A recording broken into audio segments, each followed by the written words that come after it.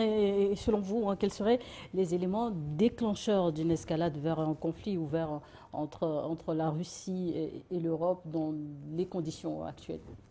Non, dans les conditions actuelles, je ne pense pas que la crise puisse aller plus loin et se généraliser, simplement parce que les forces en présence aujourd'hui, on sait que la Russie, non seulement c'est une puissance nucléaire, mais elle détient beaucoup plus d'ogives nucléaires.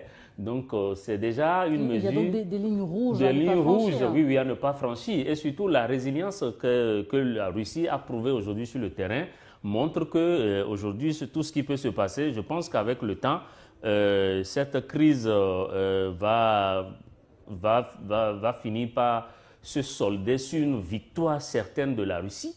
Mais je ne pense pas qu'on puisse assister à l'avenir à un embrasement de La Russie n'a-t-elle l'Europe. pas déjà ou encore gagné cette guerre? Non, la Russie n'a pas gagné la guerre. Elle n'a pas dit qu'elle a gagné la guerre. Parce que la Russie, vous savez, il faut être honnête. La Russie peut prendre l'Ukraine en une semaine. Mais la Russie n'avait pas l'intention ou le désir de mener une guerre totale contre l'Ukraine. Parce que les Ukrainiens sont des Russes. À part les groupuscules nazis chapeautés par Zelensky et ses alliés à l'ouest, les Ukrainiens, c'est des Russes. Alors, Poutine n'a pas envie d'aller massacrer ses frères. Ce n'est pas le cas des Occidentaux. Les Ukrainiens ne sont pas leurs frères. C'est pourquoi ils veulent tuer jusqu'au dernier Ukrainien. Si Poutine avait pour ambition de tuer jusqu'au dernier Ukrainien, mais Poutine aurait pris l'Ukraine en moins d'une semaine. Trump même l'a dit. Trump a dit sans l'aide des Américains, l'Ukraine, Poutine en a fait son affaire en une semaine. Oui, ça par contre c'est une réalité. Alors, parce que Poutine ne voulait pas effectivement détruire le pays parce que, comme l'a dit l'ambassadeur, les populations ukrainiennes sont encore des populations russes et ils ont beaucoup de choses en partage.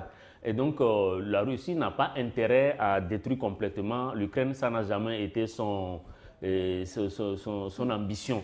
Mais par contre, les Européens, eux, effectivement, ils n'en ont rien à foutre. Oui. C'est un grenier pour eux, grenier minier, grenier en termes de minerais, grenier en termes aussi, si vous voulez, de pédophilie.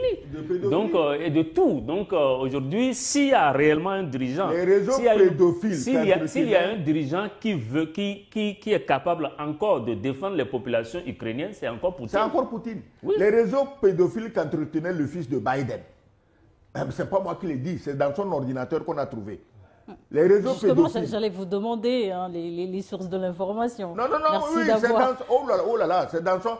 Biden a mobilisé le FBI, la CIA, tout, pour faire taire l'ordinateur. Mais aujourd'hui, avec Trump, ça remonte à la surface. Tous ces réseaux pédophiles, c'est en Ukraine qu'on pouvait les monter facilement.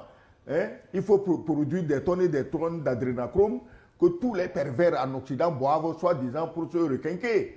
Mais je n'ai jamais appris que quelqu'un d'entre eux a vécu 150 ans ou 200 ans.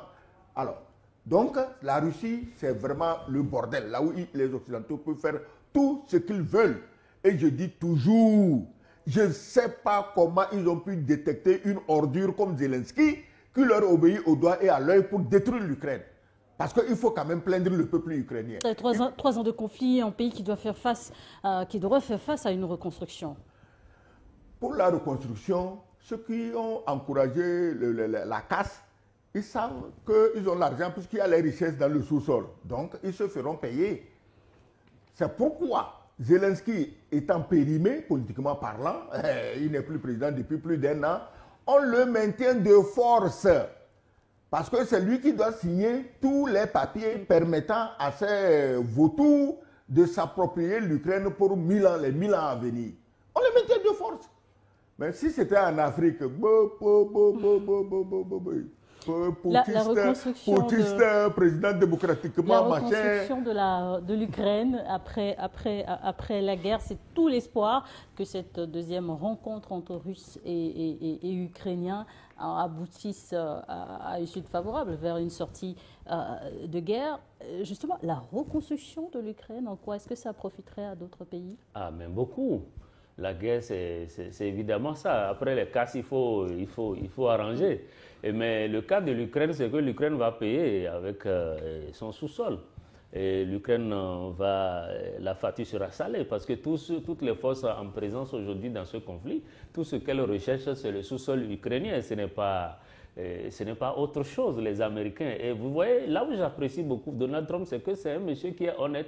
C'est un monsieur vous pensez qu'il a été cash sur mais ce il a été attend cash, en termes de remboursement des investissements mobilisés dans la guerre ukrainienne. Eux, Européens et Américains, eux tous, sous Biden, savaient très bien que c'était ça l'objectif. Mais personne n'osait le dire publiquement. Il a fallu l'arrivée de Trump pour venir nous dire exactement que voilà, ils sont intéressés par le sous-sol ukrainien. Et le fait d'ailleurs que cette guerre ne s'arrête pas rapidement, ça exacerbe un peu Trump, parce que lui, ce qu'il veut, c'est rapidement de commencer à creuser et à extraire le minerai. Merci beaucoup. Merci, nous sommes presque à la fin. Madame, ce qu'on n'a pas dit, ou ce qu'il faut très préciser, rapidement, il nous reste encore quelques secondes. Trump veut les minerais ukrainiens pour l'Amérique, alors que Biden et ses réseaux avaient mis la main sur les réseaux ukrainiens pour leur poste privé. Et on va revenir en deuxième partie d'émission. Voilà.